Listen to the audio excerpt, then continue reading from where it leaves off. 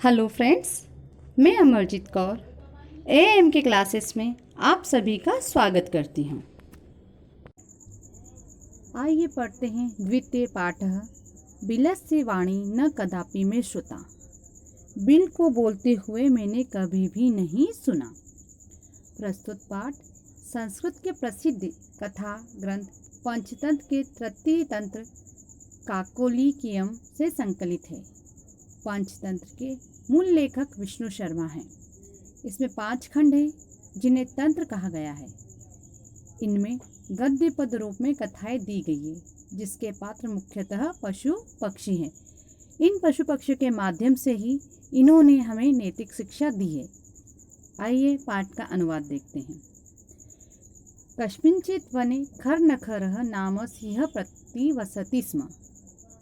किसी वन में खरनखर नाम का शेर रहता था।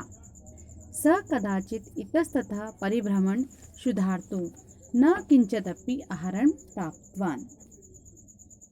वह भूख से पीड़ित इधर उधर भटकता रहा, लेकिन उसे कुछ भी खाने को नहीं मिला। ततः सूर्यास्ते समय एकां महती गुहां दृष्ट्वा स अचिंत्यत। तथा उसके बाद सूर्यास्त के समय उसने एक बहुत बड़ी गुफा देखी। फिर उसने सोचा, नूनम एतस्यां गुहायां रात्रों को अपि जीव आगच्छति। उसने सोचा, जरूर रात को इस गुफा में इसका स्वामी आता होगा, कोई ना कोई जीव जरूर आएगा। अतः अत्रैव निगूढ़ो भूत्वा तिष्ठामि इति। अतः मुझे यहीं छुपकर बैठना चाहिए, उसकी प्रतीक्षा करनी चाहिए। ऐसा एतस्मिन् अंतरे गुहाया स्वामी दधिपुच्छ नामक शृगालः समागच्छत्। इसके बाद में गुफा का स्वामी दधिपुच्छ नाम का गीदड़ वहां आया। स च यावत् पश्यति तावत् सिंह पद पद्धति गुहायां प्रविष्टा दृश्यन्ते न च बहिर्गता। उसने देखा कि अरे शेर के निशान, पैरों के निशान अंदर जाते हुए तो दिख रहे हैं, लेकिन बाहर आते हुए नहीं दिखाई दे रहे। शृगालः अचिंत्यत।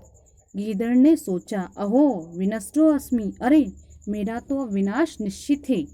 नूनम अस्मिन् विले सिंह अस्तीति तर्कयामि। इस गुफा के अंदर शेर बैठा है और कोई ना कोई योजना बना रहा है। तत् किम करवाणी। अब मुझे क्या करना चाहिए। एवं विचिन्त्य दूरस्य रवं कर्तुम आरब्ध। भो बिल किम न स्मरसि यन्मया त्वा सह समयः कृतो अस्ति यद यदाहं बाह्य प्रत्यगमिष्यामि तदा त्वं माम आकारयसि। उसने दूर से ही बोलना शुरू किया। अपनी गुफा को उसने पुकारा, हे गुफा, क्या तुम भूल गई? क्या तुम्हें याद नहीं? हम दोनों के बीच समझौता हुआ था कि जब भी मैं बाहर से लौटूंगा तो तुम मुझे पुकारोगी। यदि त्वं माम न आह्वयसि तर्हि अहं द्वितीय विलं यास्यामि इति। यदि तुम मुझे नहीं पुकारोगी तो मैं दूसरी गुफा में चला जाऊंगा। ऐसा। अत एतत् श्रुत्वा सिंह अचिंत्यत। ऐसा सुनकर गुफा में जो बैठा शेर था, उसने बाहर से गीदड़ की आवाज़ सुनी तो उसने सोचा, नून मेषाम गुहा स्वामीन सदा सहमानम करोति।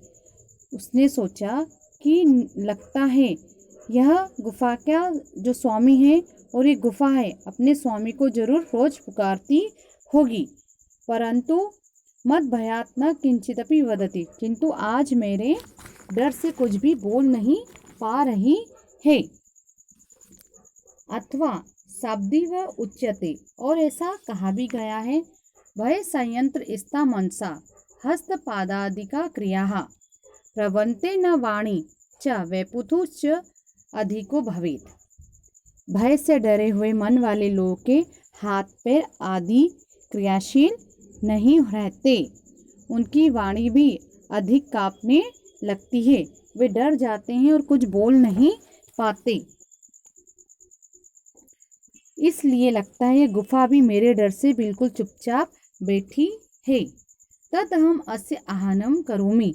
इसलिए मुझे पुकारना होगा, मैं ही बोलता हूँ। सह विले एवं सह विले प्रविश्य में भोजनम भविष्यति, और मेरी आवाज़ सुनकर वो मेरा भोजन बन जाएगा। इतथ्यम विचार्य सिंह सहसा शृगालस्य आह्वान अकरोत्, ऐसा सोचकर शेर ने गीदड़ का आह्वान किया। सिंहस्य उच्च गर्जन प्रतिध्वना स गुफा उच्चे शृगालम आहायत, शेर की प्रतिध्वनि को सुनकर पूरी गुफा गरज उठी। प्रतिध्वनि से उस गीदड़ को उसने पुकारा। अनिन्य अन्य अपि पशवा भयभीता अभवन, और उसकी आवाज़ से दूसरे पशु भी भयभीत हो गए। शृगालो अपि तथा दूरम पाल्यमानः, और गीदड़ भी वहाँ से दूर भाग गया और उसने कहा, अनागतम य कुरुते सह शोभते सह सोच्यते यो न कर्तुमागतम वन्यत्र संस्थस्य समागता जरा विलस्य वाणी न कदापि में श्रुता। जो भावी दुख को भाप लेता है, सोच लेता है, वह बच जाता है, शोभा पाता है। जो आने वाले दुख को नहीं सोचता, उसके बारे में अंदाजा नहीं लगा पाता, वह दुखी होता है, उसे मुसीबत झेलनी पड़ती है। इस वन में रहते हुए मेरा बुढ़ापा आ गया, पर मैंने कभी गुफा को बोलते हुए नहीं सुना। ये गुफा तो मुझे पुकारने लगी। ऐसा तो देखा बच्चों आपने किस प्रकार गीदड़ ने अपनी चालाकी से अपनी जान बचाई। इस पाठ में अव्यय शब्दों का प्रयोग किया गया है, जैसे सदा, बही, दूरम, तावत, त्रही, तदा, परंतु, क्रमशः, दूरे, सहसा। अव्यय शब्द के माध्यम से हमें समझाने की कोशिश की गई है। अव्यय शब्द वे शब्द होते हैं जो कभी भी लिंग वचन के अनुसार बदलते नहीं हैं। तो देखा ना, कहानी में हमें कितनी अच्छी नैतिक शिक्षा मिली कि यदि कोई परेशानी या कोई मुसीबत आती है तो उसका हमें सोच समझकर सामना करना चाहिए। धन्यवाद।